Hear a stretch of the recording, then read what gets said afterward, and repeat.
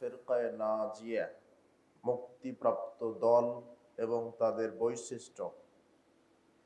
মুক্তিপ্রাপ্ত দল সম্পর্কে কোরআন এবং সহিহ সুন্নাহ থেকে আমরা আলোচনা করার চেষ্টা করব ইনশাআল্লাহ।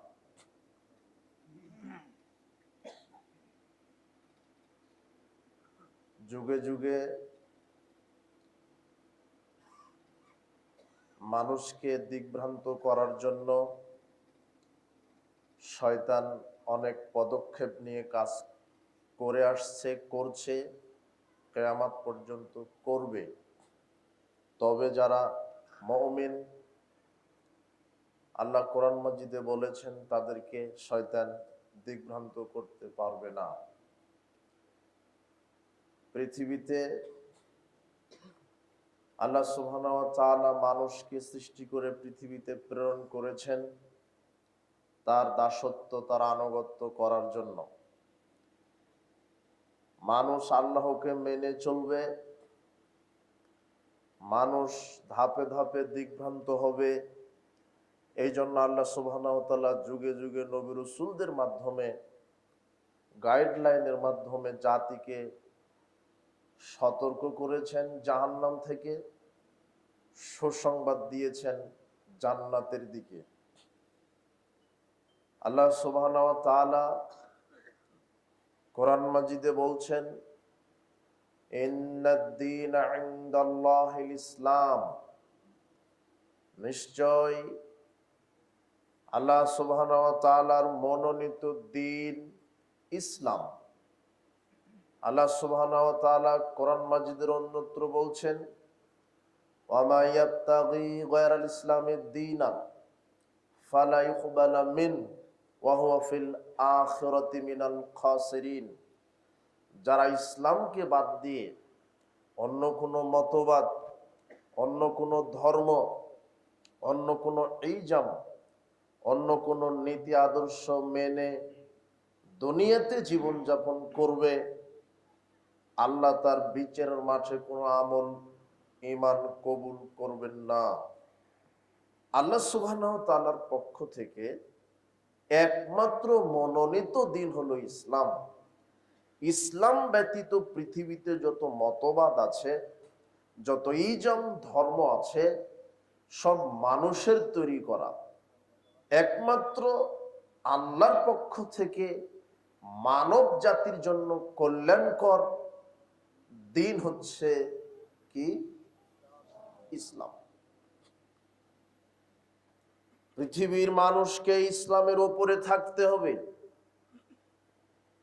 যে আল্লাহ সুবহানাহু ওয়া তাআলা নিজে বললেন, আমি আল্লাহর পক্ষ থেকে একটা মনোনীত দ্বীন, তার নাম হচ্ছে ইসলাম। তাহলে ইসলাম ব্যতীত যত দ্বীন আছে, মতবাদ আছে, সব ভ্রান্ত, সব বাতিল। কিন্তু এক শ্রেণীর স্বার্থান্বেষী মহল শয়তানের প্রয়োজনায় দ্বীন ইসলামকে টুকরো টুকরো করে ফেলেছে।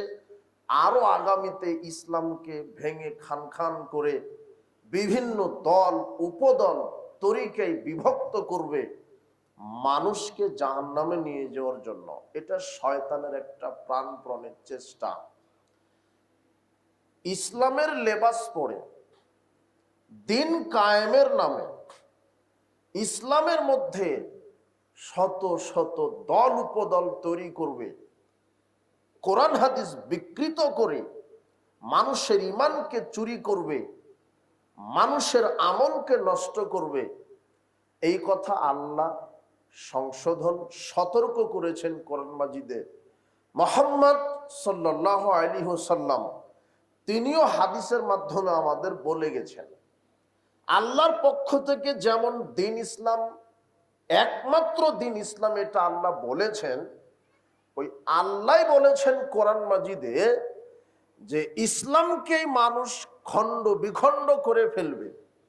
এ ব্যাপারে আল্লাহ বলছেন, ইন্নাল্লাযীনা ফাররাকু দীনাহুম, নিশ্চয়ই যারা তাদের নিজ দ্বীনকে খণ্ড বিখণ্ড করে, বিভিন্ন ফেরকায় বিভক্ত করে ফেলে, ওয়া কানু শিয়াআন, বিভিন্ন দলে বিভক্ত করে, লাস্তা মিনহুম ফি শাই, তাদের ব্যাপারে আপনার কোনো এখতিয়ার নাই। ইন্নামা আমরুহুম ইলাল্লাহ, নিশ্চয় তাদের ব্যাপারটা আমি আল্লাহ দেখব। তো যে আল্লাহ বললেন যে আমি আল্লাহর পক্ষ থেকে মনোনীত দিন একটাই, তার নাম কি? ইসলাম। ওই আল্লাহ বলছেন যে আমার পক্ষ থেকে মনোনীত দিন ইসলাম, এ কথা ঠিক, কিন্তু ইসলামকেই এক শ্রেণীর মানুষ বিভিন্ন দলে উপদলে কি করে ফেলবে? বিভক্ত করে ফেলবে। ওটা হলো ইমরানের 19 আয়াত, আর এটা সূরা আনামের 159 আয়াত। ইন্নাল্লাযীনা ফাররাকু দীনাহুম ওয়া কানু শিয়া, নিশ্চয়ই যারা নিজ দিনকে খণ্ড বিখণ্ড করে ফেলেছে। ইসলামকে আজকে দেখেন কত দল উপদলে ভাগ করে ফেলেছে, নাম ইসলাম, কিন্তু ইসলামের ভিতরে কত দল, কত মতবাদ, কত তরিকা, কত ফিরকা। আব্দুল্লাহ ইবনে আমর রাদিয়াল্লাহু আনহু বলছেন, রাসূল সাল্লাল্লাহু আলাইহি ওয়াসাল্লাম বলেছেন, লা ইয়াতিয়ান্না উম্মতি মা তাআলা বানি ইসরাঈল, আমার উম্মতের ওই অবস্থা হবে যেই অবস্থা বানি ইসরাইলের হয়েছিল। হাজওয়ান নাআল বিন নাআল, যেমন দুই পায়ের জুতা সমান, ঠিক বানি ইসরাইল যেমন হবে আমার মুসলিম উম্মত হবে তেমন। হাত্তা ইন কানা মিনহুম মান আতা উম্মাহু আলানিয়া, যদি বানি ইসরাইল কওমের ভিতরে এমন লোককে খুঁজে পাওয়া যায় যে তারা তাদের মায়ের সাথে জেনা করেছে, লাকানা ফি উম্মতি মায়াসনাউ জালিক, তাহলে আমার উম্মতের মধ্যে এমন উম্মত খুঁজে পাওয়া যাবে যারা তাদের মায়ের সাথে জেনা করবে। ইন্না বানি ইসরাঈলা তাফাররাকাত আলা সিনতাইন ওয়া সাবঈনা মিল্লাতান, বানি ইসরাইল বিভক্ত হয়েছিল 72 কাতারে।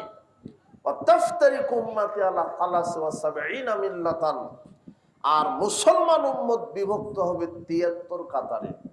কুল্লুহুম ফিন্নার, 72 কাতার মুসলমান জাহান্নামে যাবে।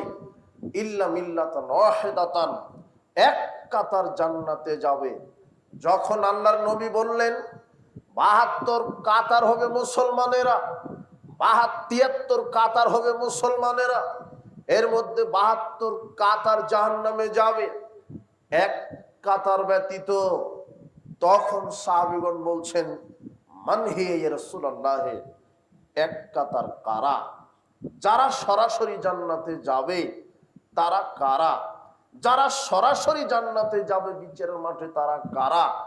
তখন আল্লাহর নবী বলছেন, মা আনা আলাইহি ওয়া আসহাবি, আমি এবং আমার সাহাবী যার উপরে আছি, ওই নীতি আদর্শ ইসলামের উপরে, বিশুদ্ধ খাঁটি ইসলামের উপরে, কোরআন এবং হাদিসের উপরে যারা সার্বিক জীবন পরিচালনা করবে, জন্ম থেকে মৃত্যু পর্যন্ত ব্যক্তি নীতি, পারিবারিক নীতি, সামাজিক নীতি, রাজনীতি, অর্থনীতি, শিক্ষানীতি, একজন মানুষ জন্ম থেকে মৃত্যু পর্যন্ত সব ক্ষেত্রে যদি কোরআন এবং সেই সুন্নাহ মেনে চলে, তাহলে তারাই হবে বিচারের মাঠে সরাসরি জান্নাত প্রাপ্ত দল। আল্লাহর নবী এই কথা এখানে বলেছেন, হাদিস তিরমিজি 2641 নম্বর হাদিস। আল্লাহর নবী বলছেন, যারা সার্বিক জীবনে কোরআন সুন্নাহ মেনে চলবে তারা বিচারের মাঠে সরাসরি জান্নাতে চলে যাবে। সার্বিক জীবন, ব্যক্তি জীবনে, পারিবারিক জীবনে, রাজনৈতিক জীবনে, অর্থনীতি জীবনে, সামাজিক জীবনে, সর্বক্ষেত্রে, শিক্ষানীতিতে, সব ক্ষেত্রে। কিন্তু আজকে মুসলিম বিভিন্ন দল উপদলে বিভক্ত হয়েছে। কেউ বা রাজনীতির নামে, কেউ বা বৈষয়িকতার নামে, কেউ বা ধর্মের নামে। আল্লাহর নবী বলছেন, ইহুদি খ্রিস্টান 72 ফিরকায় বিভক্ত হয়েছিল, আমার মুসলিম উম্মত 73 ফিরকায় বিভক্ত হবে। আজকে দেখেন লকব লাগানো আছে ইসলাম, জিজ্ঞাসা করবেন দিন কি, বলবে ইসলাম। তোমার নবী কে, বলবে মুহাম্মদ সাল্লাল্লাহু আলাইহি সাল্লাম। কিন্তু দেখেন ট্যাগ লাগিয়েছে খারেজি, শিয়া, মুরজিয়া, মুতাজিলা, জাহমিয়া, জাবরিয়া, মাতুরিদিয়া, ইসমাইলা, মুআত্তিলা, এগুলি এক একটা ইসলামের নামে বিভিন্ন ফেরকা, তরিকার নামে আটরশি, সরসেনা, দেওয়ানবাগ, কুতুববাগ, ফুলতলি, চন্দ্রপুরী, আটরশি, সরসিনা, কাদেরি, চিশতি, নকশবন্দিয়া, মুজাদ্দিদিয়া, কত তরিকা, মাযহাবের নামে হানাফি, শাফি, মালিকি, হাম্বলি, আপনার রাজনৈতিক নামে কত ইহুদি খ্রিস্টানের মতবাদে মুসলমান রাজনৈতিকভাবে বিভক্ত হয়েছে, ধর্মের নামে বিভক্ত হয়েছে। অথচ সবাই বলছে এই দিন ইসলাম, সবাই বলছে নবী মুহাম্মদ, কিন্তু কারো সাথে কারো আকীদা আমলের মিল নেই। 1998 সালে সরকারি জরিপ করা হয়েছিল, বাংলাদেশে শুধু পীরের সংখ্যা ছিল 2,88,000। কোন পীরের সাথে কোন পীরের কোন আকীদা আমলের মিল নাই। এই পীরের মুরিদ ওই পীরকে বলে কাফের, ও বলে ও কাফের, ওদের ফতোয়াতে ওরাই মুসলমান মানে। অথচ সবাই বলছে ইসলাম। আল্লাহ সুবহানাহু ওয়া তাআলা বলছেন দ্বীন ইসলামকে টুকরো টুকরো করবে। নবী করিম সাল্লাল্লাহু আলাইহি ওয়াসাল্লাম বলছেন মুসলমানগণ বিভিন্ন তরিকায় বিভক্ত হবে। আজকে তার বাস্তব প্রমাণ, মুসলমানগণ তরিকার নামে, বৈষয়িকতার নামে, রাজনীতির নামে, ধর্মের নামে কত দল উপদলে বিভক্ত হয়েছে। কিন্তু আল্লাহর নবী বলছেন দল যত দলেই বিভক্ত হোক, দল যত দলেই বিভক্ত হোক, যত ফেরকায় বিভক্ত হোক, নাজাতপ্রাপ্ত দল, মুক্তিপ্রাপ্ত দল, বিচার মাঠে সরাসরি একটি দল সরাসরি জান্নাতে যাবে। তারা কারা? যারা সার্বিক জীবনে কোরআন সুন্নাহ মেনে চলে, তারাই সরাসরি জান্নাতে চলে যাবে। তো সার্বিক জীবনে কারা মানে? আল্লাহ এবং আল্লাহর নবী সেই নাম বলে যাননি যে এরা হলো, এই দল হলো সার্বিক জীবনে কোরআন মানবে, ওই দল মানবে না। এরকম আল্লাহ সুবহানাহু ওয়া তাআলার পক্ষ থেকে আর আল্লাহর নবীর পক্ষ থেকে কোনো ফেরকায়ে নাজি, মুক্তিপ্রাপ্ত দল, সেই দলের নাম আল্লাহ সুবহানাহু ওয়া তাআলার পক্ষ থেকে আসেনি, আল্লাহর নবীর পক্ষ থেকে আসেনি। তবে আল্লাহ সুবহানাহু ওয়া তাআলা কোরআন মাজিদে বলছেন ওয়া মিম্মান খালাকনা উম্মাতুন ইয়াহদুনা বিল হক ওয়া বিহি ইয়াদিলুন। আমার সৃষ্টির মধ্যে একটি দল হকের উপরে থাকবে, একটি দল হকের উপরে থাকবে। আল্লাহ সুবহানাহু ওয়া তাআলা নিজে বলছেন আমার পক্ষ থেকে মনোনীত দ্বীন হলো ইসলাম। আল্লাহ সুবহানাহু ওয়া তাআলা নিজে বলছেন দ্বীন ইসলাম আমার পক্ষ থেকে মনোনীত। তবে এই দ্বীন ইসলামকে মানুষ দলে দলে খান খান করে ফেলবে। তবে আল্লাহ বলছেন ইসলামকে যত দলেই বিভক্ত করুক, ওই আল্লাহ আবার বলছেন সূরা আরাফের 181 আয়াতে আমার সৃষ্টির ভিতরে একটি দল কিয়ামত পর্যন্ত হকের উপরে টিকে থাকবে। কয়টি দল? আল্লাহর তিনটা বক্তব্য কোরআন মাজিদে। এক, আল্লাহর পক্ষ থেকে মনোনীত দ্বীন কি? ইসলাম। আর একটা বক্তব্য আল্লাহ বলছেন যে দ্বীন ইসলাম আমার পক্ষ থেকে মনোনীত, তবে ইসলামকে মানুষ টুকরো টুকরো করে বিভিন্ন দল উপদলে কি করে ফেলবে?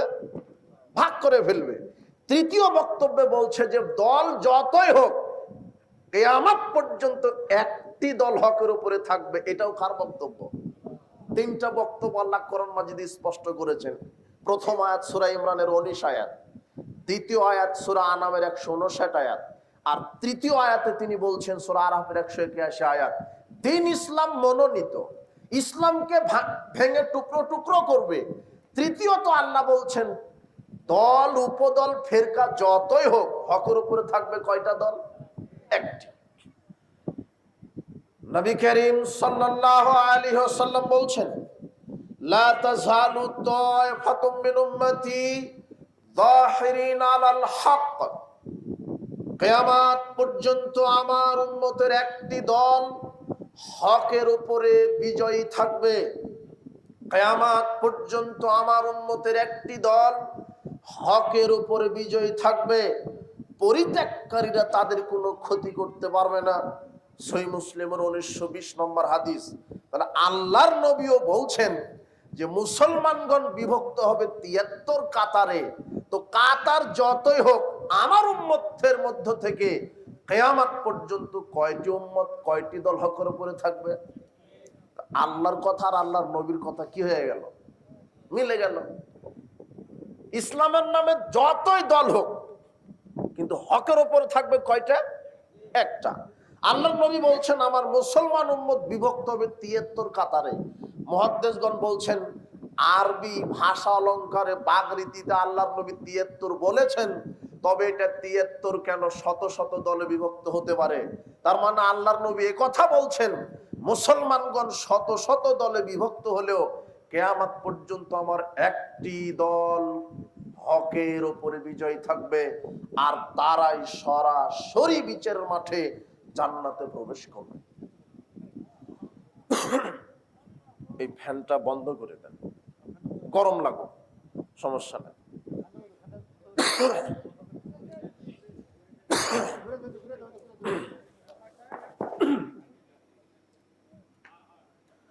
উপস্থিত বৈঠকের মুসলিম দিনী ভাই বোন,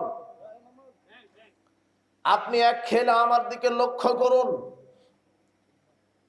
আল্লাহ সুবহানাহু ওয়া তাআলা এবং মুহাম্মদ সাল্লাল্লাহু আলাইহি ওয়াসাল্লাম থেকে স্পষ্ট কথা, চূড়ান্ত দ্বীন ইসলাম, ইসলামের ভিতরে যত দল মতবাদী হোক না কেন, একটি দল হকের উপরে।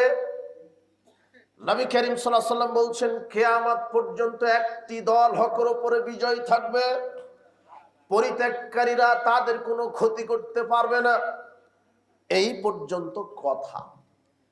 আল্লাহ সুবহানাহু ওয়া তাআলা যে বলছেন ওয়ামিম্মান খালাকনা উম্মাতুন ইয়াহদুনা বিল হক, আমার সৃষ্টির ভিতরে একটি দল হকের উপরে থাকবে।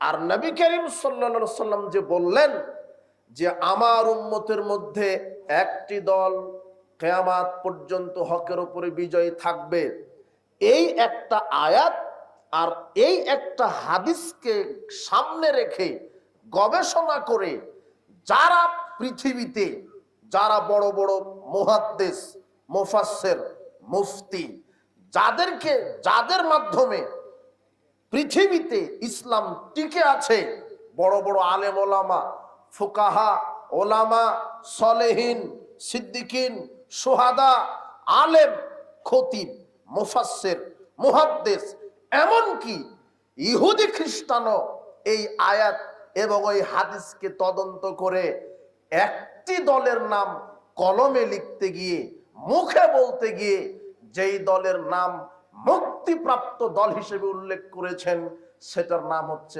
আহলুল হাদিস। অবাক কথা, অক্সফোর্ড ইউনিভার্সিটির স্বনামধন্য ব্যক্তিবর্গ তারাও বলছেন যে পৃথিবীর মাটিতে নির্ভেজাল মুহাম্মদ সাল্লাল্লাহু আলাইহি ওয়াসাল্লাম থেকে আদি ইসলাম, একদম নির্ভেজাল পিওর খাঁটি ইসলাম বিশ্বের দরবারে প্রচার প্রতিষ্ঠা করার প্রাণপণে যুদ্ধ করছে, জিহাদ করছে পৃথিবীর মাটিতে যেই দল, তার নাম আহলুল হাদিস। এটা খ্রিস্টান পণ্ডিতদের বক্তব্য। এনসাইক্লোপিডিয়া ব্রিটানিকা আপনি খুলেন, আপনি দেখবেন এই তথ্যটা পেয়ে যাবেন। দ্বিতীয় খণ্ডের 245 পৃষ্ঠাতে এই বক্তব্য অক্সফোর্ড বিশ্ববিদ্যালয়ের সেই সময়ে 1945 সালের বক্তব্য। এই বক্তব্য তারা দিয়েছেন যে পৃথিবীর ইতিহাসে যারা মুহাম্মদ সাল্লাল্লাহু আলাইহি ওয়াসাল্লামের নির্ভেজাল দ্বীন প্রচার প্রতিষ্ঠা করে, ইসলামের নামে যত দল মতবাদ আছে, তার মধ্যে নির্ভেজাল মুক্তিপ্রাপ্ত দল হচ্ছে যার নাম আহলুল হাদিস। এটা হলো খ্রিস্টানদের বক্তব্য। যারা খাতায় লিখতে গেছে এই দলের নাম লিখতে হয়েছে, যারা বক্তব্য দিতে মুখে বলতে হয়েছে এই দলের নাম নিয়েছে। এখন যে আমি বললাম যে বড় বড় মুহাদ্দিস ইমাম বুখারী রাহিমাহুল্লাহ তিনি বলছেন যে পৃথিবীর ওপরে একটি দল আছে আহলুল ইলম, যারা ইলমের পরিবার, আর আমি ইমাম বুখারী তাদের নাম দিলাম আহলুল ইলম, মানে ওরা হলো আহলুল হাদিস। ইমাম বুখারী 195 হিজরিতে তিনি জন্মগ্রহণ করেছেন। এখানে আরেকটি কথা আপনি এক খেয়ালে লক্ষ্য করেন। এরপরে আসেন মুহাদ্দিস আহমদ ইবনে হাম্বল। আহমদ বিন হাম্বল 164 হিজরিতে জন্ম, 241 হিজরিতে মারা গেছে। যারা বলছে আহলুল হাদিস নতুন ফেরকা, ওদের ইতিহাসই জানা নাই, এমনিতেই বকে, এমনিতেই কমেন্ট করে, এমনিতেই গালি দেয়। আহলে হাদিস নতুন ফেরকা নয়। তুমি যে বলছো নতুন ফেরকা, আমরা প্রমাণ করব তুমি নতুন ফেরকা, তুমি সমাজে বড় ফিতনাবাজ। আহলে হাদিস নতুন ফেরকা নয়, ইতিহাস জানা নাই, ইতিহাস আগে জানতে হবে। আহলুল হাদিস নতুন ফেরকা কে বলেছে?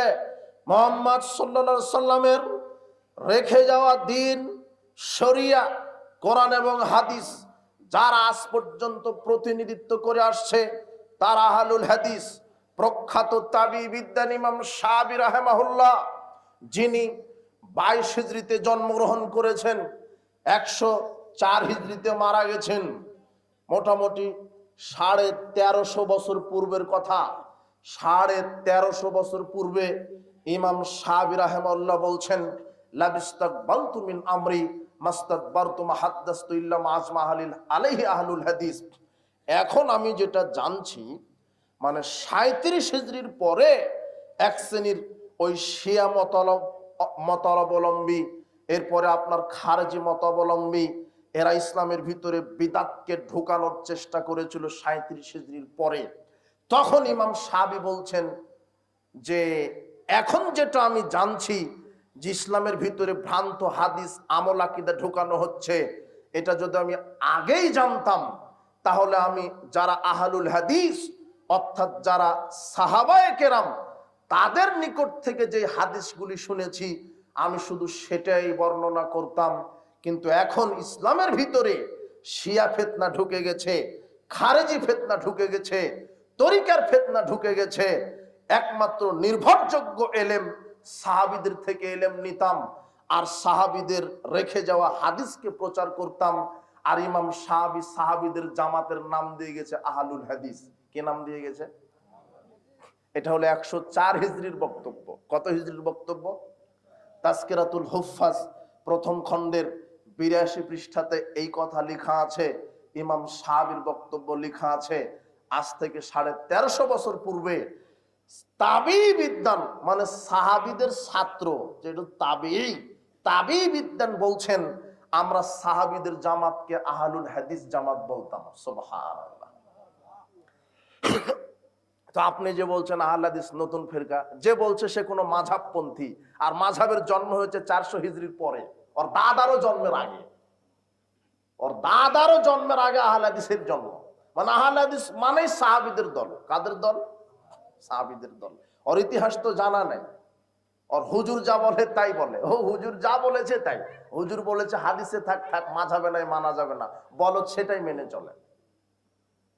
জোরামিন বলার হাদিস হাদিসে আছে, রাফলাই দাইন করার হাদিস হাদিসে আছে, পায়ের সাথে পা মিলানোর হাদিস হাদিসে আছে, সব হাদিসে আছে, কিন্তু আমরা মানবো না কেন? কোথায় নাই?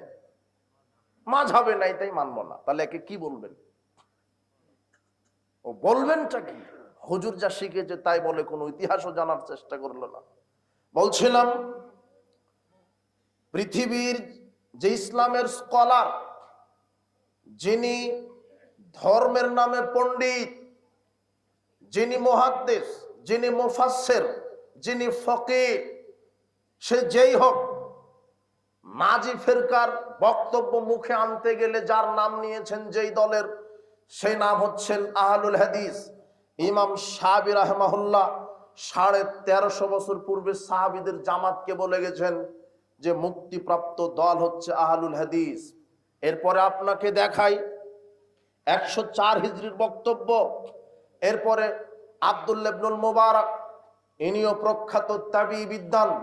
আব্দুল্লাহ ইবনুল মুবারক তিনি বলছেন যে হুম আহলুল হাদিস ক্বালান নাস আলা সিরাতে আসহাবিল হাদিস।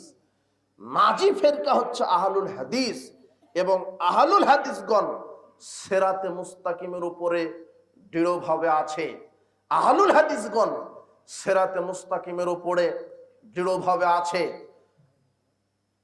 এই তাবিঈ বিদ্যান জন্মগ্রহণ করেছেন 118 হিজরিতে আর মারা গেছেন 181 হিজরিতে, তাহলে প্রায় 1250 বছর। 1250 বছর পূর্বের বক্তব্য। এই তাবিঈ বিদ্যান বলছেন যে মুক্তিপ্রাপ্ত দল হচ্ছে আহলুল হাদিস। ইমাম শাফি রাহিমাহুল্লাহ যিনি জন্মগ্রহণ করেছেন, ইমাম শাফির জন্ম কত হিজরি? ইমাম শাফির জন্ম হচ্ছে 93 হিজরি, 100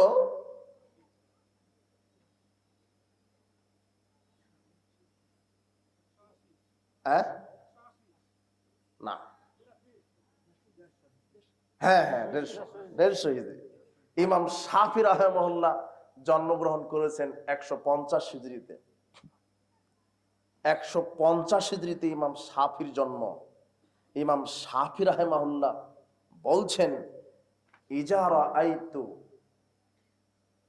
রাজুলাম মিন আসহাবিল হাদিস, আমি যখন কোন আহলে হাদিস ব্যক্তিকে দেখি, ফাকাআন্নী রাআইতুন নবী সাল্লাল্লাহু আলাইহি ওয়াসাল্লাম হাইয়ান, আমি যেন জীবন্ত নবীকে দেখি। এর ব্যাখ্যাটা কি? মানে আহলুল হাদিসকে দেখলে মনে হয় যে নবী করিম সাল্লাল্লাহু আলাইহি ওয়াসাল্লামের ঈমান আর আহলে হাদিসদের ঈমান একই। রাসূল সাল্লাল্লাহু আলাইহি ওয়াসাল্লামের আমল, সালাত, সিয়াম, হজ, যাকাত, কোরআন, দান, সাদাকা, তাসবিহ, আর একজন আহলুল হাদিসদের আমল একই রকম। তাই ইমাম শাফি রাহিমাহুল্লাহ বলছেন, আমি যখন কোন আহলে হাদিস ব্যক্তিকে দেখি তখন যেন স্বয়ং মুহাম্মদ সাল্লাল্লাহু আলাইহি ওয়াসাল্লামকে জীবন্ত দেখতে পাই। 150 হিজরিতে মারা গেছে ইমাম শাফি রাহিমাহুল্লাহ, আর 204 হিজরিতে মারা গেছে ইমাম শাফি। তাহলে মনে করেন যে আপনার 204 হিজরি মৃত্যুর 1 মিনিট আগেরই বক্তব্য ধরেন, তারপরও এই বক্তব্যটা 1250 বছর পূর্বের। কত বছর? 1250 বছর পূর্বের কথা। যে আমি যখন কোন আহলে হাদিসকে দেখি তখন আমি কাকে জীবন্ত দেখতে পাই? আহমদ ইবনে হাম্বল তিনি বলছেন, আহমদ ইবনে হাম্বল জন্মগ্রহণ করেছে 164-তে, মারা গেছে 241 হিজরিতে। মনে করেন 1200 বছর পূর্বের কথা। আহমদ ইবনে হাম্বল বলছে, আল্লাহ যে বলেছেন একটি দল হকের উপরে থাকবে, আর আল্লাহর নবী যে বলেছেন চিরকাল আমার উম্মতের একটি দল হকের উপরে থাকবে, আমি আহমদ বিন হাম্বল কোরআন হাদিস আর মুসলমানদের এই তরিকা দল উপদল তদন্ত করে আমি বললাম হুম আহলুল হাদিস, সেই দলটা হলো নাজি মুক্তিপ্রাপ্ত দল হচ্ছে আহলুল হাদিস। লাইসা কওমি লাইসা মিন ইনদি কওমি, আমার কাছে যেই কওমটা সত্য বলে আমি মনে করি সেটা হলো আহলুল হাদিস। ফালা আদ্রি, আমার জানা নাই যে আহলে হাদিস ব্যতীত কে মুক্তিপ্রাপ্ত দল। কেন? একমাত্র আহলুল হাদিসগণ সার্বিক জীবনে কোরআন এবং সহিহ সুন্নাহ মেনে জীবন পরিচালনা করে। এই কথা আহমদ বিন হাম্বলের কথা। আহমদ বিন হাম্বল 241-এ যদি মারা যায় তাহলে 1200 বছর পূর্বের এই বক্তব্য। ইমাম আবু দাউদ রাহিমাহুল্লাহ 202 হিজরিতে জন্মগ্রহণ করেছেন, 275 হিজরিতে মারা গেছেন। মনে করেন 1200 বছর, প্রায় 1200 বছর পূর্বে ইমাম আহমদ বিন হাম্বল বলেছেন, কি বলেছেন?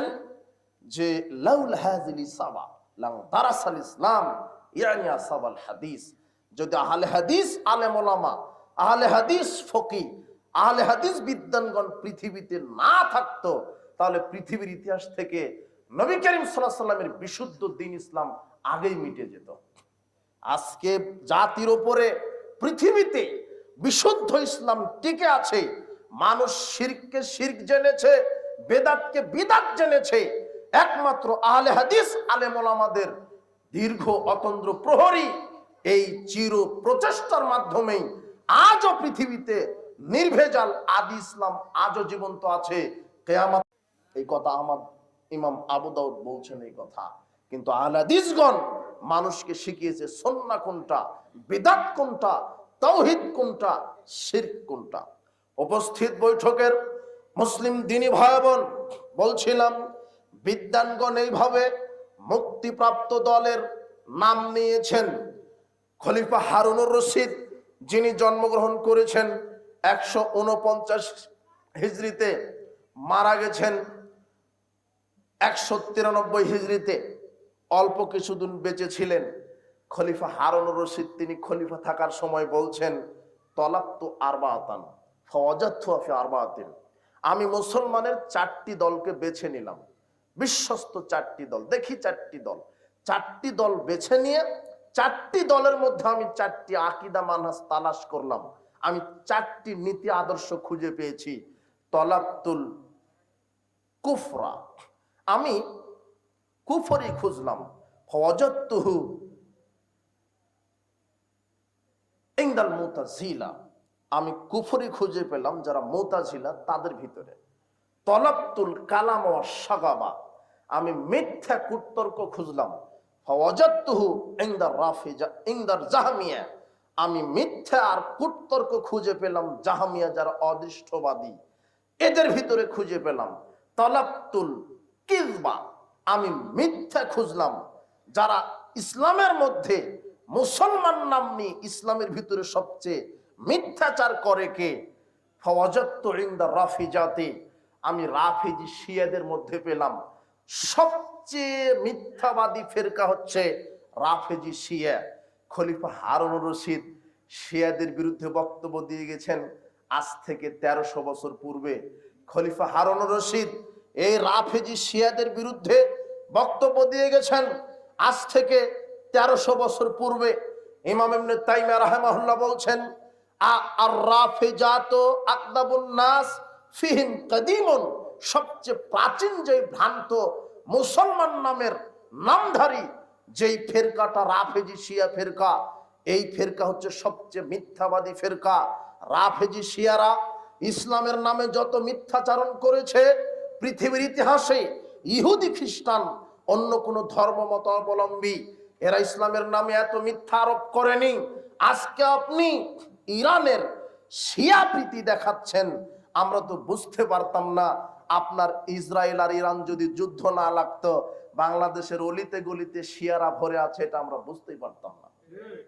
কিন্তু আজ দেখলাম যে আশ্চর্য কথা, আই যুবক তুমি যে ইসলামের আন্দোলন করে বেড়াও, তুমি কেন ইরানের খোমেনি মারা গেল গায়েবানা জানাজা করো?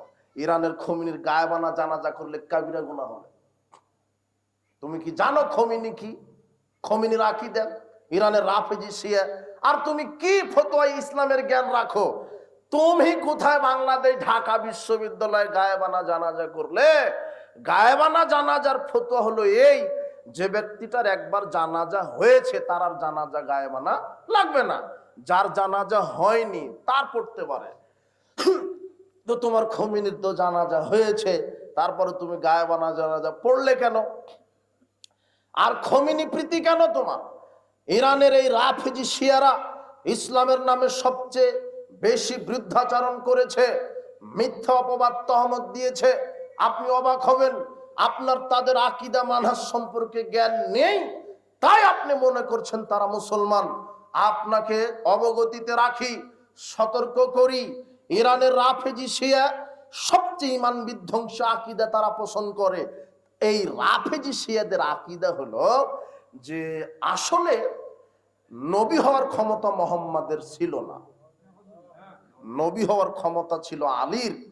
জিবরাইলকে আল্লাহ বললেন সূরা আলাকের 5টা আয়াত নিয়ে আলীর উপরে নাজিল করো, তো জিবরাইল নাকি চিনতে পারেনি কে আলী কে মুহাম্মদ, তাই ভুল করে জিবরাইল মুহাম্মাদের উপরে আয়াত নাজিল করেছে, তাই ভুলে মুহাম্মদ নবী হয়ে গেছে। পাগল হলে কি এত পাগল হয়? 23 বছর ওহিনী অবতীর্ণ হলো, 23 বছরে একদিনও চিনতে পারলেন না যে ইনি নবী, ইনি মুহাম্মদ আর ইনি আলী? কথা বোঝা গেল না মনে হয়? কথা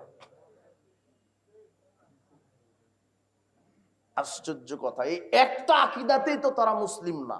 ইরানের এই রাফিজি শিয়াদেরকে যে কাফের মনে করবে না, সেও অটো কাফের। আবার বলছে যে জিবরাইল 17,000 আয়াত নিয়ে এসেছিল। এই সুন্নি আলে হাদিস সালাফি আলেম ওলামা মুসলমানগণ এরা ওই 11,000 আয়াত চুরি করেছে, এখন 6,000 আয়াত কোরআনে দিয়েছে। ইরানের শিয়াদের আকীদা। মুসলমানেরা বিকৃত কোরআন মানে, আর তাদের আকীদা কি? সাহাবীদের ব্যাপারে তাদের আকীদা যে আবু বকর, ওমর, উসমান রাদিয়াল্লাহু তাআলা আনহুম এরা হলো কাফের। ওই কুকুরের নাম রাখে এটা আবু বকর, ছাগলের নাম রাখে ওটা উসমান। ছাগলকে তীর মারে জবাই করে বলে যে উসমানকে জবাই করলাম আমরা। এই যুবক, তোমার তো ইসলামের সম্পর্কে ধারণা নেই, এই রাফেজি শিয়াদের আকীদা সম্পর্কে ধারণা নেই। তাদের আজও দাবি তারা এই উপমহাদেশে তাদের আধিপত্য কায়েম করতে চায়। তারা যে ইসরায়েলের সাথে যুদ্ধ করছে এটা ধর্মের যুদ্ধ নয়, ধর্ম টিকানো নয়। তাদের ক্ষমতা, তাদের দাম্ভিকতা উপমহাদেশে টিকাবে, তাই তারা এইভাবে যুদ্ধে লিপ্ত আছে। আপনি ইতিহাস পড়েন, তাতারিরা যখন ওই বাগদাদ আক্রমণ করে, এই ইরানের এই রাফেজি শিয়ারা, সুন্নি মুসলিম সালাফি আলেম ওলামা, লক্ষ হাজারো আলেম ওলামাকে এরা ইরানে ফাঁসি দিয়ে মেরেছে। আপনি ইতিহাস পড়েন, এদের আজকে আরো টার্গেট এই সুন্নি, এই আহলে হাদিস সালাফি উদ্দেশিত দেশগুলিকে তারা ধ্বংস করবে। তারা ধ্বংস করেছে আফগানিস্তান। এই ইরানের রাফেজি শিয়ারা এদের কূটনীতির কারণে এরা ধ্বংস করেছে ইয়ামান, এরাই ধ্বংস করেছে আপনার সিরিয়া, এরাই ধ্বংস করেছে আপনার ইরাক।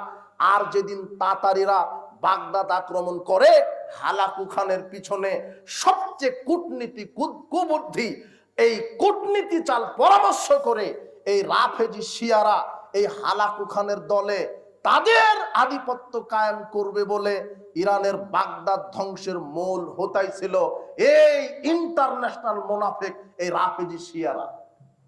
তোমার তো জানা নাই, তুমি ইতিহাস পড়ো। তাতারিরা যখন বাগদাদ ধ্বংস করে তখন তাতারি হালাকু খানকে সহযোগিতা করেছিল কে? এই শিয়ারা। এরাই বাগদাদ ধ্বংস করেছে, এরাই ইয়ামানকে ধ্বংস করেছে, এরাই সিরিয়াকে ধ্বংস করেছে, এরাই লেবাননকে ধ্বংস করেছে। আজকে তাদের মূল টার্গেট সৌদি আরব।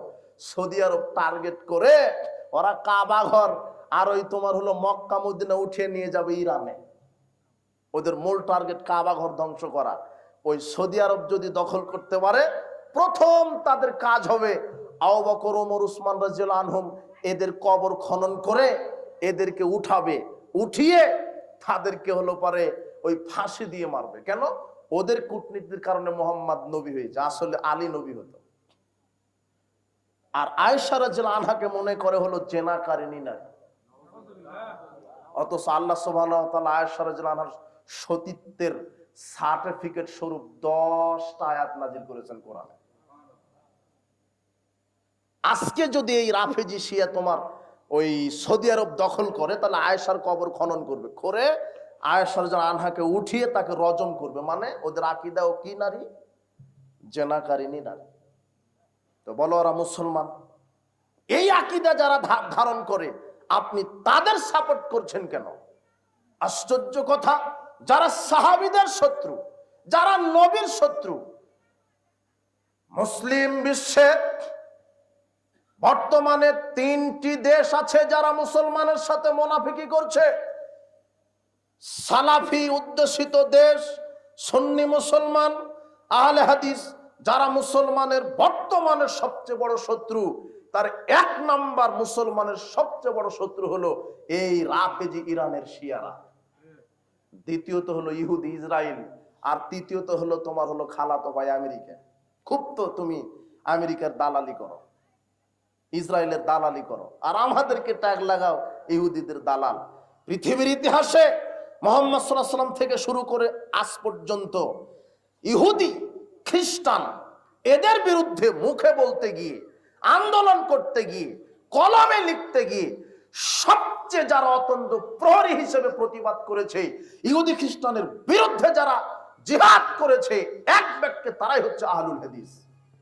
আপনার তো জানা নেই, আহলে হাদিসের বাচ্চারাই ইহুদিদের বিরুদ্ধাচরণ করে। আরে সারা পৃথিবীর একজন আলেমও যদি ইহুদি ধ্বংস হোক এই কথা না বলে, তবু আল্লাহ ইহুদিকে ধ্বংস করবে, আজ হোক আর কাল হোক। ওটা আমাদের ইমানের দাবি। আল্লাহ কোরআনে বলেছে দরিবাত আলাইহিমুদ দিল্লাতু আইনামা সুকিফু, ইহুদিরা লাঞ্ছিত হবে তারা যেখানেই থাক।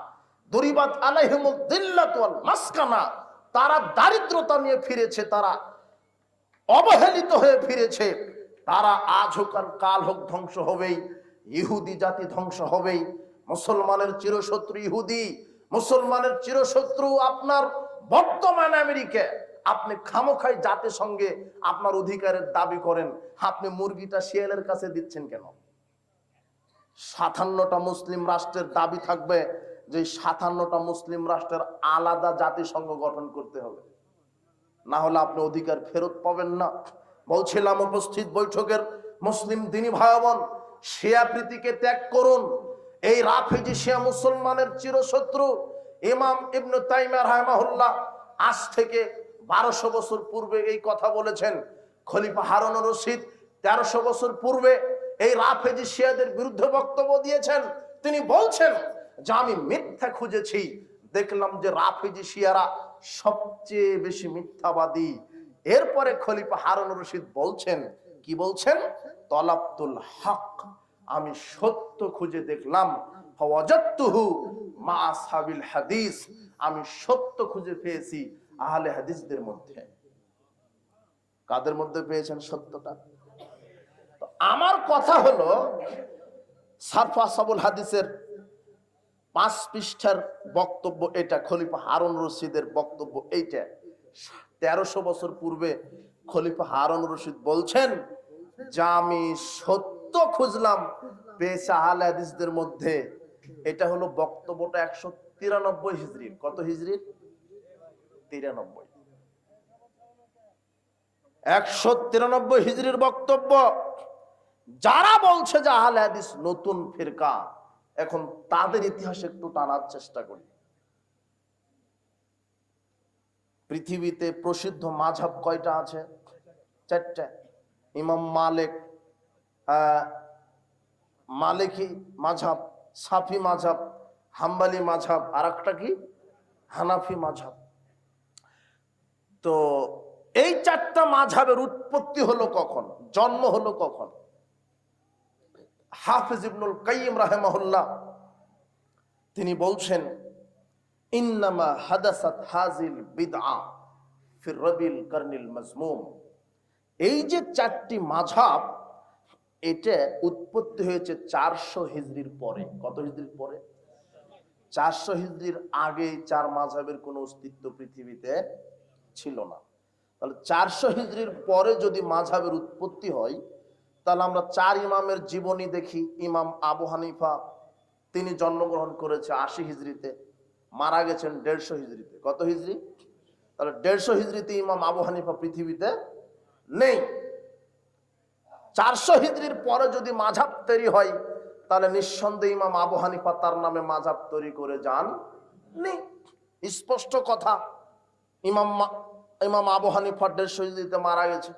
এরপরে ইমাম মালিক তিনি জন্মগ্রহণ করেছেন 93 হিজরিতে, মারা গেছে 179 হিজরিতে। তাহলে এও মাযহাব তৈরি করেনি তার নামে। ইমাম শাফি জন্মগ্রহণ করেছে 150 হিজরিতে, মারা গেছে 204 হিজরিতে, ইনিও করেননি। আহমদ বিন হাম্বল তিনি জন্মগ্রহণ করেছে 164 হিজরিতে, মারা গেছে 241 হিজরিতে। তার মানে 241 হিজরি যখন, তখন 4 ইমাম পৃথিবীতে নাই।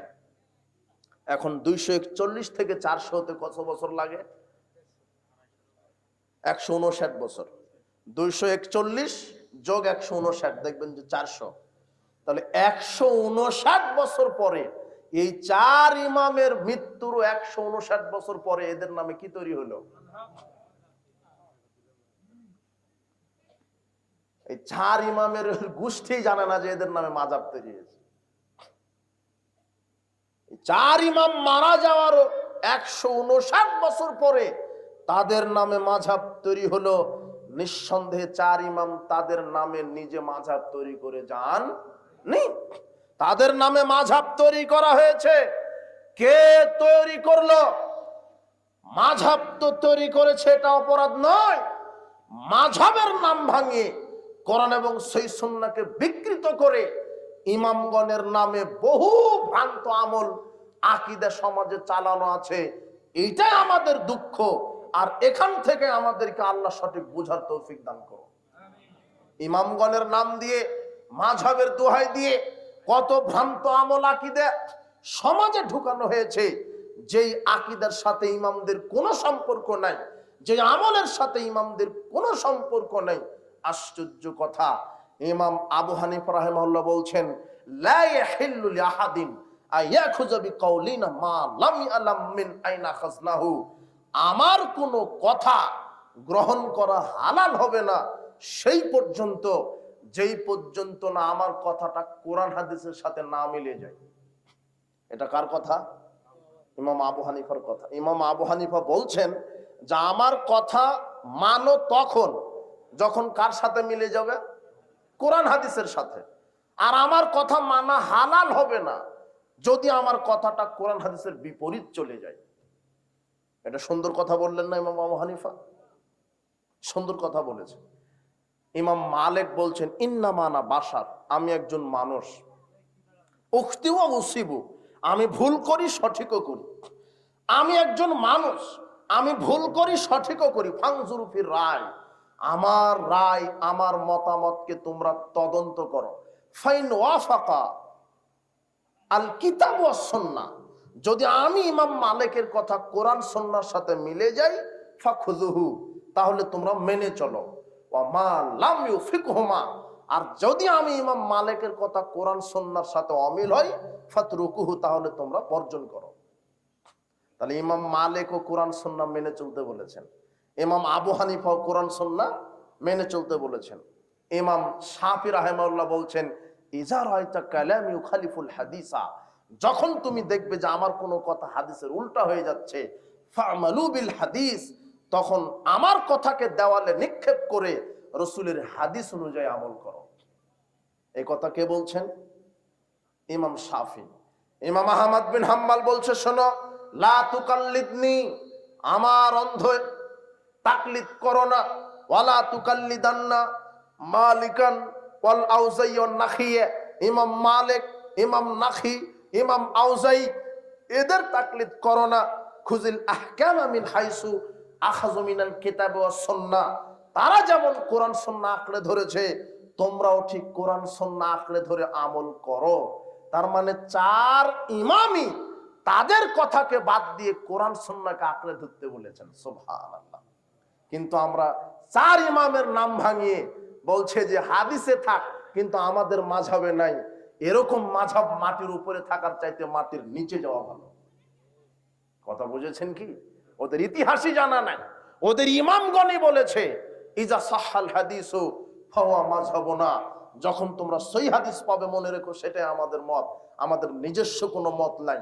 আমাদের কথা যদি কোরআন সুন্নাহর সাথে মিলে যায় মেনে চলো, আর যদি না মিলে তাহলে মানার প্রয়োজন নেই, কোরআন সুন্নাহকে আঁকড়ে ধরো। উপস্থিত বৈঠকের মুসলিম দিনী ভাই বোন, তার মানে যারা আমাদেরকে বলছে এরা ফিতনাবাজ, এরা নতুন ফেরকা, আরে তোমাদের জন্ম হয়েছে 400 হিজরির পরে, আর আহলে হাদিসদের জন্ম হয়েছে স্বয়ং মুহাম্মদ সাল্লাল্লাহু আলাইহি ওয়াসাল্লাম থেকে। তাহলে কারা নতুন ফেরকা হলো, কারা ফিতনাবাজ হলো, আগে ইতিহাস জানতে হবে। এখনো তো এই কিতাবগুলি আছে, ইলামুল মুওয়াক্কিন, আল খুলাসা ফি আসবাবিল ইখতিলাফ ওয়াত তাকলিদ, ইকদুল জিদ ফি আহকামিল ইজতিহাদ ওয়াত তাকলিদ, এই কিতাবগুলি পড়ার অনুরোধ করছি। আর সব মুরব্বীদের ঘরে ঘরে এখনো থাকতে পারে কিতাবুল গুনিয়া, আব্দুল কাদের জিলানীর লেখা। আব্দুল কাদের জিলানীকে তো তার মুরিদেরা একেবারে পচিয়ে ফেলেছে, বলছে যে আব্দুল কাদের জিলানী নাকি বড় পীর। মানে আব্দুল কাদের জিলানী তো কি বড় পীর, ওর বাপ আরো বড় পীর। কি পীর? আব্দুল কাদের জিলানীর বাপ এত বড় পীর। এক ব্যক্তি এসে বলছেন যে হুজুর সাহেব, আমার স্ত্রীর পেটে বাচ্চা আছে, তো আপনি খুব আশা যে আমার স্ত্রীর পেটে যে বাচ্চা আছে সেটা যেন ছেলে সন্তান হয়। তো আব্দুল কাদের জিলানীর আব্বা কিছু বললেন না। দ্বিতীয় দিন এসেছে, দ্বিতীয় দিন এসে বলছে যে হুজুর সাহেব একটু ব্যবস্থা করেন না যাতে ছেলে হয়। তখন আব্দুল কাদের জিলানী ধমক দিয়েছে, যা বেটা। এক ধমকেই ওই পেটের বাচ্চাটা ছেলে ছিল মেয়ে হয়ে গেছে। তৃতীয় দিন আবার এসেছে, আর এক ধমক, আর এক ধমকে হলো ওই মেয়েটা আবার ছেলে হয়ে গেছে। চতুর্থ দিন যখন এসে তখন আর এক ধমক, যাও বেটা, তখন আবার ছেলে থেকে মেয়ে হয়ে গেছে। তখন আব্দুল কাদের জিলানীর বাপের যে ওই সাগরেদ, সে বলছে যে আসলে ওই প্রথম দিনেই তো ছেলে হয়ে গিয়েছিল, কিন্তু ওই যে পরপর যে 4 দিন এসেছেন বিরক্ত হয়ে ধমকে, আপনার স্ত্রীর পেটের ছেলে বাচ্চাটা মেয়ে হয়ে গেছে। কি ক্ষমতা! এটা আব্দুল কাদের জিলানীর বাপের ঘটনা। আর আব্দুল কাদের জিলানীর ঘটনা হচ্ছে যে আব্দুল কাদের জিলানীর মা ভিক্ষুককে ভিক্ষা দিচ্ছিলেন। এমন সময়তে ভিক্ষুক ওই আব্দুল কাদের জিলানীর মায়ের দিকে খারাপ নজরে তাকালো।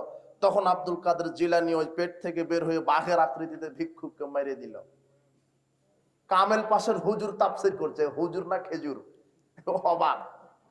কামেল পাশের হুজুর বক্তব্য দিচ্ছে ওয়াজের মাঠে। এটা কি হয়? আরে মেরে ফেললে, এখনো তো জেনা করেনি, জেনা করলে না হয় মেরে ফেললে মানাতো, কেবল তো অনুমান করছে, শুধু ধারণা। কথা বোঝা গেল না মনে? আব্দুল কাদের জিলানী আর মোহাম্মদ সাল্লাল্লাহু আলাইহি সাল্লাম মেরাজে গেছেন, 6ষ্ঠ আসমানে গিয়ে আর 7ম আসমানে উঠতে পারে না, জিবরাইল ছেড়ে চলে এসেছে। তখন আব্দুল কাদের জিলানী ওখানে গিয়ে বলছেন, মোহাম্মদ তুমি এখানে কেন? তো দেখো তো, আমি তো জিবরাইল নিয়ে আসলো, এখন আমি আর উপরে উঠতে পারছি না, জিবরাইল ছেড়ে চলে গেল। তখন আব্দুল কাদের জিলানী বলছে, ঠিক আছে চলো, হাত ধরে এক পাকে 7ম আকাশে উঠিয়ে দিয়েছে আব্দুল কাদের জিলানী। তো আপনার মেরাজ হয়েছে 11 নববী বর্ষে, আর আব্দুল কাদের জিলানী জন্মগ্রহণ করেছে হলো 470 হিজরিতে। মানে আব্দুল কাদের যে জন্মের আগে ওখানে গেল কিভাবে? এইভাবে যে গাঁজাখুরি কথা চালু আছে। আবার মাওলানা সাহেব বলছে, শোনো, দেখেন পীরের ব্যবসা কিভাবে টিকানো আছে বাংলাদেশে, পীর মুরিদের ব্যবসাটা কিভাবে টিকানো আছে। আর এই 3% এই যারা, এরা তো বুঝে না ধর্ম কি মনে করো, ধর্ম মানেই পীর, পীরের মুরিদ হতে পারলেই জান্নাত। ওই আপনার খানকার হুজুর বলছে যে আব্দুল কাদের জিলানী যেদিন মারা যায়, সেদিন তার কবর যখন দেওয়া হয়, মুনকার নাকির যখন 2 জন ফেরেশতা আসে, তো আব্দুল কাদের জিলানী 2 জন ফেরেশতাকে থাপ্পড় মেরে দিয়েছে। তো মুনকার নাকির বলছে, জনাব আমাদের কি অপরাধ? তখন আব্দুল কাদের জিলানী বলছে যে অপরাধ নয় মানে, আল্লাহ তোমাদেরকে কিছু শিখায়নি নাকি যে কারো কাছে আসলে সালাম দিয়ে প্রবেশ করতে হয়? তো তোমরা তো আমার কবরে আসলে সালাম তো দিলে না। তখন 2 জন ফেরেশতা বলছে, আচ্ছা তাহলে তো ভুল হয়েছে, এই ভুলের ক্ষমা কিভাবে হবে? তখন আব্দুল কাদের জিলানী বলছে, যাও আল্লাহর কাছে, তোমাদের আল্লাহ যা বলে তাই হবে। তখন আল্লাহর কাছে গিয়ে বলছে, আল্লাহ, এমন এক মানুষের কাছে আমরা গেছি, সালাম দিনি, তাই আমাদেরকে 2 গালে 2টা চড় মেরেছে, এটা অপরাধ, এই অপরাধ ক্ষমা হবে কি করে? তখন আল্লাহ নাকি বলছে, হ্যাঁ, ও তো বড় একজন মানুষ, বড় পীর সাহেব, ওর কবরে ঢোকার সময় সালাম দেওয়া লাগতো, তোমরা সালাম দাওনি। এখন কি করো? আব্দুল কাদের জিলানী যা বলবে তা মেনে নাও। আব্দুল কাদের জিলানী যা বলবে তা মেনে নাও। তখন 2 জন ফেরেশতা চলে এসেছে। তখন আব্দুল কাদের জিলানী বলছে, শোনো, আল্লাহ কি বললেন তোমাদের? তো আপনি যা বলেছেন বলবেন, তা আমাদেরকে মেনে নিতে বলেছে। তখন আব্দুল কাদের জিলানী বলছে, আচ্ছা ঠিক আছে, কিয়ামত পর্যন্ত যারা পৃথিবীতে আমি আব্দুল কাদের জিলানীর মুরিদ হয়ে মারা যাবে, তাদেরকে তোমরা কবরের শাস্তি জিজ্ঞাসাই করতে পারবা না। জিজ্ঞাসাই হবে না। আব্দুল কাদের জিলানীর মুরিদ হয়ে মারা গেলে শাস্তি তো বহুদূরের কথা, জিজ্ঞাসাই করবে না। এই আব্দুল কাদের জিলানীর পার্টির লোক, সব গাঁজাখুরি কথা, তাফসীর চলছে, অবাক কথা। বেটা, কবর আব্দুল কাদের জিলানীকে চিনে না, কবর চিনে ঈমান এবং আমল। কোন বড় হুজুর চিনে না, কাউকে চিনে না কবর, কবর চিনে ঈমান এবং আমল।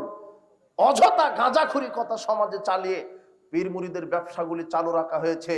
এই বাংলাদেশের পীর, খানকা, মাজারের এই পাগড়েওয়ালা, টুপিওয়ালা ইবলিশের এজেন্টগুলি এই কোরআন হাদিস থেকে মিথ্যা বিকৃত অর্থ করে বাংলাদেশের মানুষের, পৃথিবীর মানুষের ঈমান চুরি করছে। এরাই হলো ইতিহাসের সবচেয়ে বড় ঈমান চুরেরা। পীর মানেই শয়তান। পীর আপনার কি উপকার করতে পারে? সারা পৃথিবীর জীবিত পীর হোক আর মরা পীর হোক, সব পীর যদি একত্রিত হয়ে প্রচেষ্টা চালায়, আপনার কালো চুল সাদা করতে পারবে না, তো আবার আপনার কি উপকার করবে? তো আব্দুল কাদের জিলানীর কথা বলতে গিয়ে আপনার এই ভণ্ড পীরদের কথা বললাম। তো আব্দুল কাদের জিলানী এরকম নয়। আব্দুল কাদের জিলানী ছিলেন সালাফি আলেম, বলেন আলহামদুলিল্লাহ। তার আকীদা মানহাজ ছিল স্পষ্ট। কোরআন এবং সুন্নাহ ছিল তার আকীদার মূল উৎস। যেমন আহলুল হাদিসদের আকীদার মূল উৎস হচ্ছে কোরআন এবং সহিহ সুন্নাহ। সুবহানাল্লাহ। আব্দুল কাদের জিলানী বলছেন, ওয়াম্মাল ফিরকাতুন নাজিয়া, মুক্তিপ্রাপ্ত দল, মুক্তিপ্রাপ্ত দল কোন দল? হিয়া ইসমুন ওয়াহিদুন, তার একটি নাম আছে। কয়টি নাম? আব্দুল কাদের জিলানী বলছেন মুক্তিপ্রাপ্ত দল ওয়াহি আহলুস সুন্নাহ ওয়াল জামা, সেটা হলো আহলে সুন্নাহ ওয়াল জামা। আহলুস সুন্নাহ ওয়াল জামা ইসমুন লাহুম, আহলে সুন্নাহ ওয়াল জামাতের একটি নাম আছে, ওয়াহিয়া আহলুল হাদিস, আর সেই একটি নাম হচ্ছে আহলুল হাদিস। 470 হিজরিতে জন্ম, আর 500 কত হিজরিতে যেন মৃত্যু, তো 500 হিজরির কথাই ধরেন। তাহলে আজকে কত হিজরি? 1447 নাকি? 1447 হিজরি। তাহলে 500 থেকে কত? 900, 950 বছর পূর্বে আব্দুল কাদের জিলানী বলছেন যে আহলে সুন্নাহ মুক্তিপ্রাপ্ত দল একটি দল, আর একটি দলের নাম হচ্ছে আহলুল হাদিস। কিতাবুল গুনিয়াতে লেখা আছে, আপনার বাড়িতে এই কিতাব থাকতে পারে, পড়েন, ইতিহাস পড়েন। অযথা আমাদেরকে গালি তহমত দিবেন না, অপবাদ দিবেন না, বলবেন না ভ্রান্ত দল, বলবেন না ফিতনাবাজ, বলবেন না নতুন ফেরকা, এইভাবে বক্তব্য দিবেন না। গালি আপনার উপরে পড়বে। উপস্থিত বৈঠকের মুসলিম দিনী ভাই বোন, আহলুল হাদিস একটা ইতিহাসের নাম, একটা কোরআন এবং সহিহ সুন্নাহর সঠিক নির্ভেজাল পথের নাম। যেই পথে আলেম ওলামা কোরআন এবং সহিহ সুন্নাহর দাওয়াত দেয়, কোন মানব রচিত, কোন ফকি, কোন মুস্তাহিদ, কোন আলেম ওলামার নিজস্ব মন মস্তিষ্ক প্রসূত কোন দলের তৈরি করা কোন মতবাদের নাম নয়। আহলুল হাদিস কোরআন হাদিসের পথ, সিরাতে মুস্তাকিমের পথ, যেই পথে নবী রাসূলগণ দাওয়াত দিয়েছেন, যেই পথে মুহাম্মদ সাল্লাল্লাহু আলাইহি ওয়াসাল্লাম দাওয়াত দিয়েছেন, যেই পথে সাহাবায়ে কেরাম দাওয়াত দিয়েছেন, যেই পথে যুগে যুগে ফুকাহা, ওলামা, সলেহিন, সিদ্দিকিন, শুহাদা এনারা দাওয়াত দিয়েছেন, আজ পর্যন্ত যারা কোরআন এবং সহিহ সুন্নাহর প্রতিনিধিত্ব করে আসছেন তারাই হচ্ছে আহলুল হাদিস। যারা শিরকের ব্যাপারে সোচ্চার, যারা বিদআতের ব্যাপারে সোচ্চার, যারা জাতিকে শিরক বিদআতের বিরুদ্ধে সতর্ক করে। আপনাকে আহলুল হাদিসের বৈশিষ্ট্য জানতে হবে। আহলুল হাদিস এটা কোনো দলের নাম নয়, এটা কোনো মতবাদের নাম নয়, এটা স্রেফ কোরআন এবং হাদিসের আলোকে একটা বৈশিষ্ট্যগত নাম। কি গত নাম? বৈশিষ্ট্য। এটা দলের লকব লাগালে হবে না। বাপ আহলে হাদিস তাই জন্মসূত্র আহলে হাদিস হওয়া যায় না। দল আহলে হাদিস তাই আপনি ওখানে আহলে হাদিস, জন্মসূত্র আহলে হাদিস হওয়া যায় না, বংশসূত্র আহলে হাদিস হওয়া যায় না, পিতৃসূত্র আহলে হাদিস হওয়া যায় না, মায়ের সূত্র আহলে হাদিস হওয়া যায় না। আহলে হাদিস হতে গেলে সার্বিক জীবনে নিঃস্বার্থভাবে কোরআন এবং সব কোরআন এবং সহিহ হাদিস মানলে আহলে হাদিস হওয়া যায়। আপনি জন্মসূত্রে নিজের ক্ষমতা আহলে হাদিস হতে পারবেন না। আহলে হাদিস হচ্ছে বৈশিষ্ট্যগত নাম। আহলে হাদিস হতে গেলে নীতি লাগবে, আদর্শ লাগবে, কোরআন এবং সহিহ সুন্নাহ মেনে চলতে হবে, তাহলে আপনি আহলে হাদিস হবেন। আপনি জোরে আমিন বলে আহলে হাদিস হতে চাচ্ছেন কেন? আপনি রফল ইয়াদান করে আহলে হাদিস হতে চাচ্ছেন কেন? আপনি পায়ের সাথে পা মিলিয়ে শুধু আহলে হাদিস হতে চাচ্ছেন কেন? আপনি অর্থনীতিতে সুদের সাথে জড়িত আছেন, ইহুদি খ্রিস্টানের বস্তা পচা মতবাদে আপনি রাজনীতি করছেন, আপনি শিক্ষানীতিতে নাস্তিক্যবাদী আদর্শ আপনি রাজনীতি করছেন, আপনি বউকে বেটিকে ল্যাংটা করে ঘোরাচ্ছেন, আপনি ঘুষখোর, আপনি সুদখোর, আপনি মদখোর, আপনি বিড়িখোর, সিগারেটখোর, জর্দাখোর। আপনি জোরে আমিন বলে আহলে হাদিস চাচ্ছেন কেন? যারা আহলে হাদিস মুখে দাবি করে আর কর্মে হারাম খায়, বিড়ি খায়, সিগারেট খায়, জর্দা খায়, গুল খায়, সুদের সাথে জড়িত, জেনার সাথে জড়িত, এরা জোরে আমিন বলে আহলে হাদিস হবে না। এরা হলো আহলে মুনাফিক। এক একটা কথা বুঝেছেন? শুধু জোরে আমিন বলে আহলে হাদিস হওয়া যাবে না। বউকে ল্যাংটা করে ঘোরাবে না আর আহলে হাদিস, জর্দা দিয়ে পান খাবেন আর আহলে হাদিস। অবাক কথা হলো। আপনি 40 করবেন, ওটাও আহলে হাদিস হলো? কেমন আপনি আহলে হাদিস? বাপ মারা গেছে, গরু জব করে 10,000 লোককে খাওয়িয়ে দিলেন আর বললেন 10,000 লোককে খাওয়িয়েছি। তদন্ত করলে দেখা যাবে 9,500 লোকই সালাত আদায় করে না। বেনামাজিকে দাওয়াত দিয়ে খাওয়ালেন কেন আপনি? বাপ মারা গেছে, 40 করতে হবে, এটা কোথায়? না আল্লাহর নবী বলেছেন, না সাহাবীগণ বলেছেন, না সালাফগণ বলেছেন। বাপ মা মারা গেলে সন্তানের জন্য 3টা কাজ আছে। কয়টা? বাপ মা যদি মারা গিয়ে থাকে, এই শোনেন মুরব্বী, আপনার বাপ মারা গিয়ে যদি থাকে, তাহলে আপনার তিনটা কাজ কোরআন এবং হাদিস থেকে বোঝা যাচ্ছে যে সন্তানের তিনটা কাজ। এক, বাপ মা মারা গেলে মুখে দোয়া করবেন, আল্লাহ আমার বাপকে ক্ষমা করো। আরবিতে যদি দোয়া জানেন বলেন। তাহাজ্জুদের সালাত আদায় করে আপনি সালাম ফিরিয়ে আপনি দুই হাত আকাশের দিকে উঠে দোয়া করেন, অথবা সেজদাতেই দোয়া করেন। সেজদা দিয়েছেন, তাহাজ্জুদের সালাতে সেজদায় চলে গেছেন, সেজদাতে গিয়েই বলেন আল্লাহুম্মা গফিরলাহু ওয়ারহামহু ওয়াফি ওয়াফানহু ওয়াকরিম নুজুলাহু ওয়াসি' মাদখালাহু ওয়াগসিলহু বিল মা'i ওয়াস-সালজি ওয়াল বারাদ ওয়ানাক্কিহি মিনাল খাতায়া কামা ওয়ানাক্কাস সাবুল আপিয়াজু মিনাদ দানাসি আবদিলহু দারান খারাম মিন দারিহি ওয়ালান খারাম মিন আহলিহি ওয়া জাওজান খারাম মিন জাওজিহি ওয়াদখিলহুল জান্নাহ ওয়াইযহু মিন আযাবিল কবর ওয়া মিন আযাবিন নার রাব্বিরহামহুমা কামা রাব্বানিস সাগীরা রাব্বিরহামহুমা কামা রাব্বানিস সাগীরা রাব্বিরহামহুমা কামা রাব্বানিস সাগীরা। সেজদাতেই বলেন। কথা বোঝা গেল না মনে হয়? আরবিতে দোয়া জানেন, সেজদাতে বলেন। তাহাজ্জুদের সালাতে সেজদায় গিয়ে কোরআন হাদিসের যত দোয়া আছে সব সেজদাতে বলেন, সালাম ফেরানোর বৈঠকে বলেন। তবে সেজদায় এবং রুকুতে কোরআন তেলাওয়াত করা যাবে না। কথা বোঝা গেল না মনে হয়? এছাড়া যত দোয়া আছে দোয়া হিসেবে বলবেন।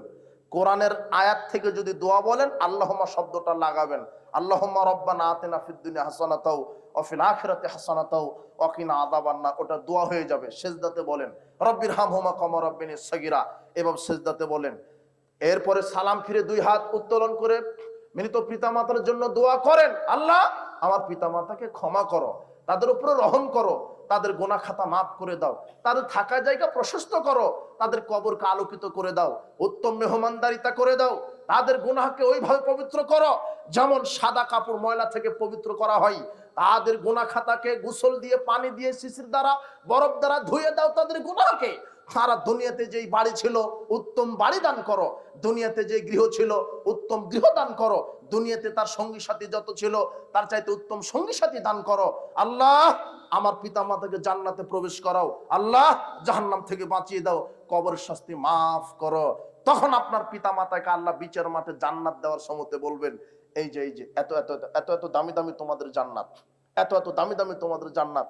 তখন আপনার পিতামাতা অবাক হয়ে বলবে, আন্নালি হাজি ইয়া রব, প্রতিপালক এত মর্যাদা আমাদের, আমরা তো বেশি কিছু করতে পারিনি, শুধু ফরজ 5 ওয়াক্ত সালাত আদায় করেছিলাম, কিন্তু বেশি বেশি তাসবিহ তাহলিল করতে পারিনি, বেশি আমল করতে পারিনি, তারপরও এত মর্যাদা হলো কেন?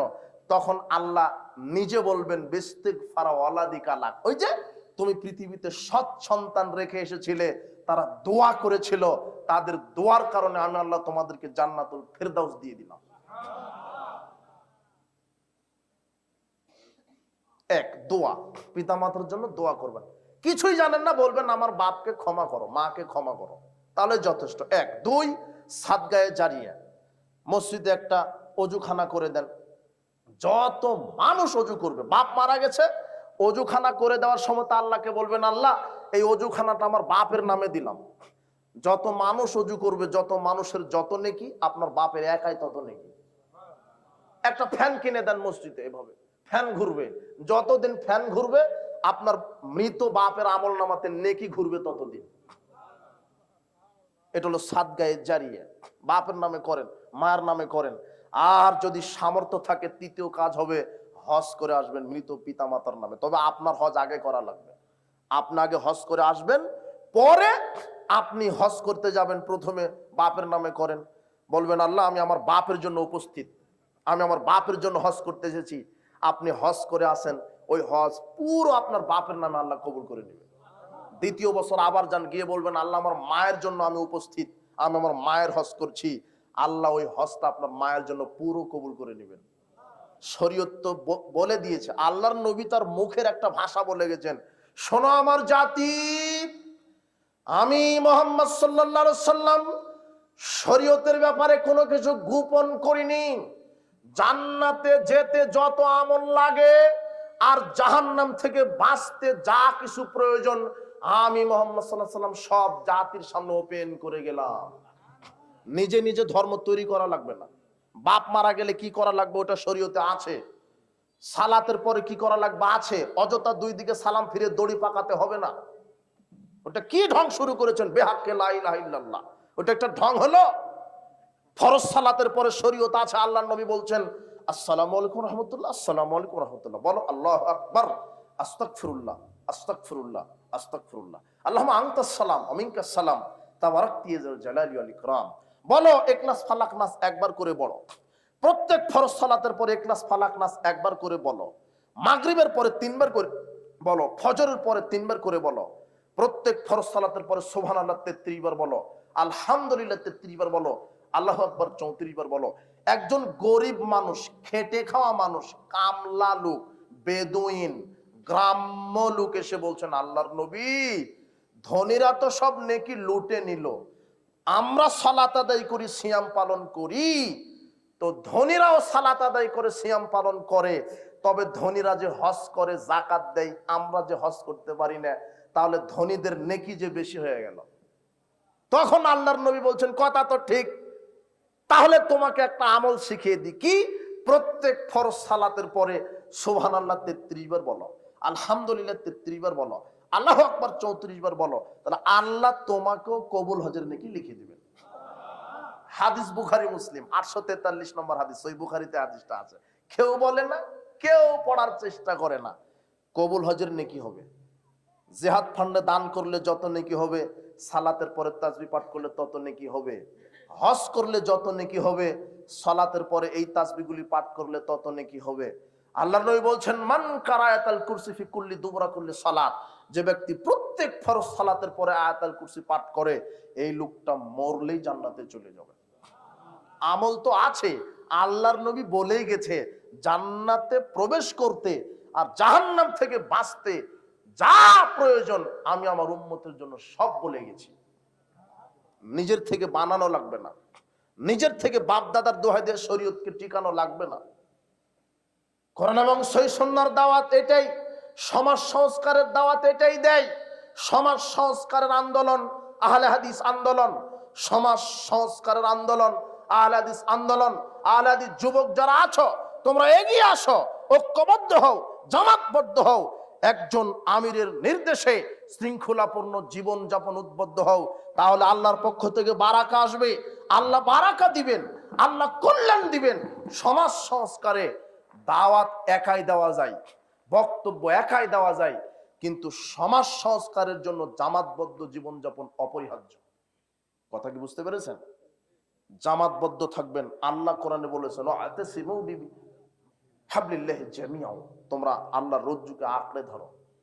আর আল্লাহর নবী বলছেন, মান আরাদা বুহবুহাতাল জান্নাহ, যে ব্যক্তি দামি জান্নাতে থাকতে চায়, ফালাইহি বিল জামা, সে যেন জামাতবদ্ধ জীবন যাপন করে।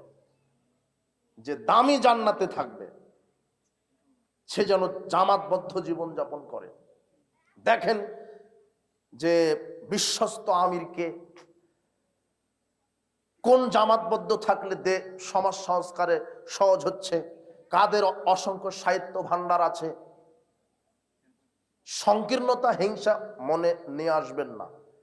আপনি এক দলে আছেন বলে আর এক দল খারাপ, এই কথা নিয়ে আসলে পরিণাম খারাপ হবে। মুচি হোক মেথর হোক, তার ইমান আকীদা ঠিক থাকো আমার দিনী ভাই। আপনাকে আর একটা কথা বলি, ইবলিশ যদি কোনো কথা বলে শরীয়তের নামে, আর সেটা যদি মুহাম্মদ সাল্লাল্লাহু আলাইহি ওয়াসাল্লামের সাথে মিলে যায়, তাহলে আমরা মানতে বাধ্য।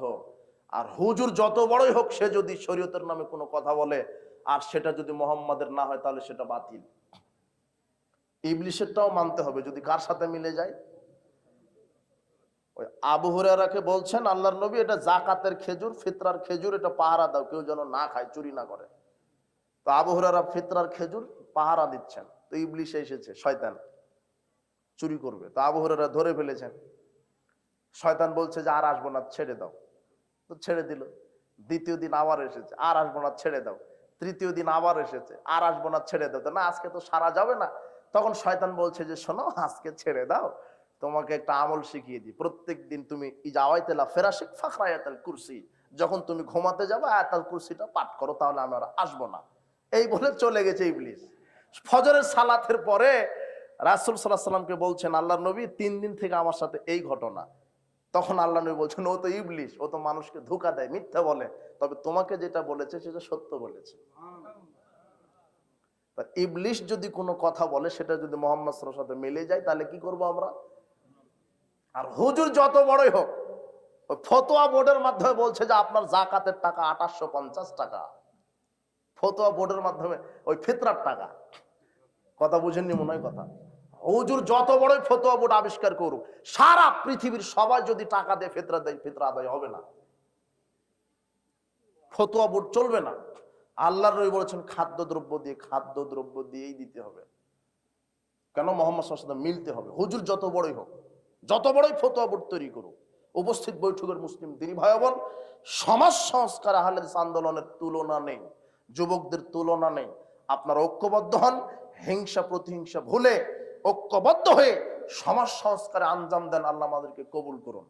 বলছিলাম যে ফিরকা নাজিয়া মুক্তিপ্রাপ্ত দল তারাই যারা সার্বিক জীবনে কোরআন সুন্নাহ মেনে চলে। অর্থনীতি, সমাজনীতি, রাজনীতি, শিক্ষানীতি, সব ক্ষেত্রে বৈষয়িক, ধর্মীয় সব ক্ষেত্রে সেফ কি মানতে হবে আমাদের? কোরআন এবং হাদিস। তাহলেই তার বৈশিষ্ট্যগত নাম হবে আহলুল হাদিস। তার বৈশিষ্ট্যগত নাম মানে আহলুল হাদিস মানে কোরআন এবং হাদিসের অনুসারী। বলেন তো কি? কোরআন এবং হাদিসের অনুসারী। হাদিস মানে শুধু রাসূল সাল্লাল্লাহু আলাইহি ওয়াসাল্লাম মুখের কথা হাদিস নয়, কোরআনকেও আল্লাহ কি বলেছেন? সূরা জুমারের 23 নম্বর আয়াত আল্লাহ বলছেন, আল্লাহু নাজ্জালা আহসানাল হাদিস, আমি আল্লাহ তোমাদের জন্য উত্তম হাদিস নাজিল করেছি। এই হাদিস মানে কি?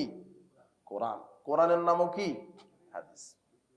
এই জন্য যারা কোরআন এবং সহিহ সুন্নাহ সার্বিক জীবনে নিঃশর্তভাবে মেনে চলে, তাদের বৈশিষ্ট্যগত নাম কি?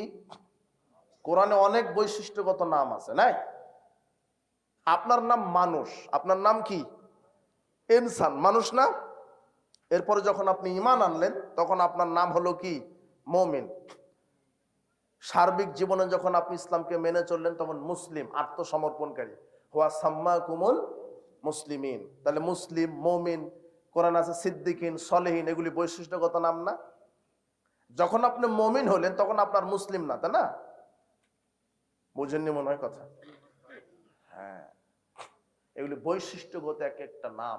তো আহলুল হাদিস এটা হলো বৈশিষ্ট্যগত কি নাম। বলছে যে আহলে হাদিস বলা যাবে না, তো তোমারটা বলা যাবে? তুমি যে বলছো আহলে হাদিস বলা যাবে না, তো তুমি দেওবন্দি বলছো, তোমারটা বলা যাবে? তুমিও নাগরিক, আমিও নাগরিক। তুমি যদি নিজেকে মেয়ে দেওবন্দি পরিচয় দিতে পারো, মেয়ে আহলে হাদিস, আমি এটাও পরিচয় দিতে পারবো।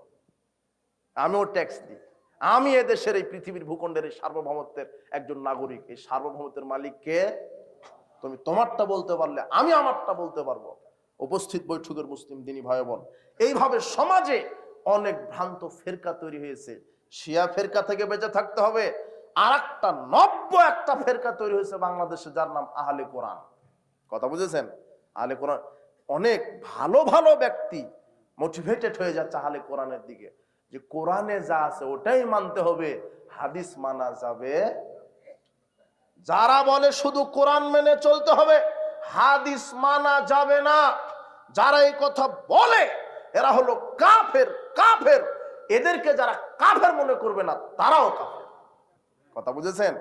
আহলে কোরআন কি? কাফের। মুহাম্মদ সাল্লাল্লাহু আলাইহি ওয়াসাল্লাম অনেক আগেই সতর্ক করেছেন, অনেক আগেই সতর্ক করেছেন এই আহলে কোরআন সম্পর্কে। আবু দাউদের 4604 নম্বর হাদিস, রাসূল সাল্লাল্লাহু আলাইহি ওয়াসাল্লাম বলছেন, আলা, মনে রেখো, ইন্নী উতিতুল কিতাব ওয়া মিসলাহু মাহু, আল্লাহ আমাকে কিতাব দিয়েছে, অনুরূপ একটা জিনিসও দিয়েছে। আলা ইউশিকু রাজুলুন শাবআনু আলা আরিকাতিহি, শোনো, শেষ জামানায় প্রাচুর্যবান ব্যক্তি তার আসনে, শেষ জামানায় প্রাচুর্যবান ব্যক্তি,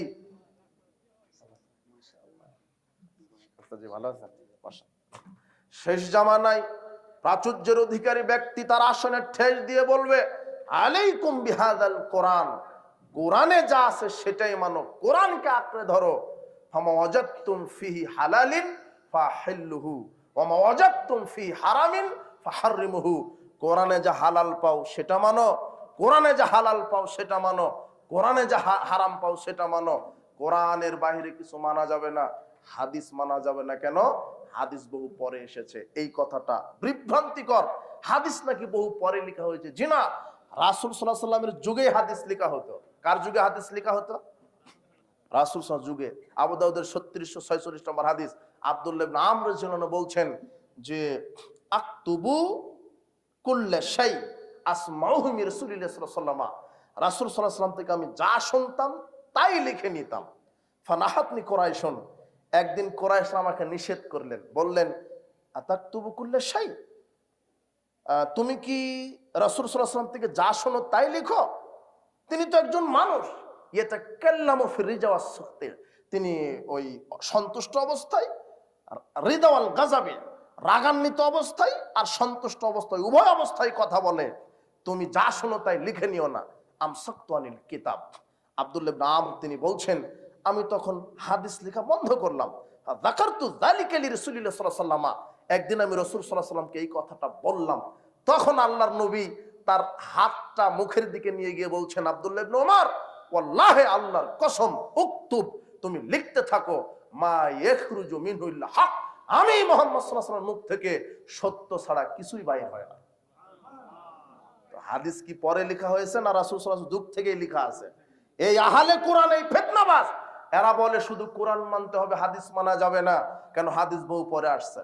কোরআন শুধু মানবেন কিভাবে?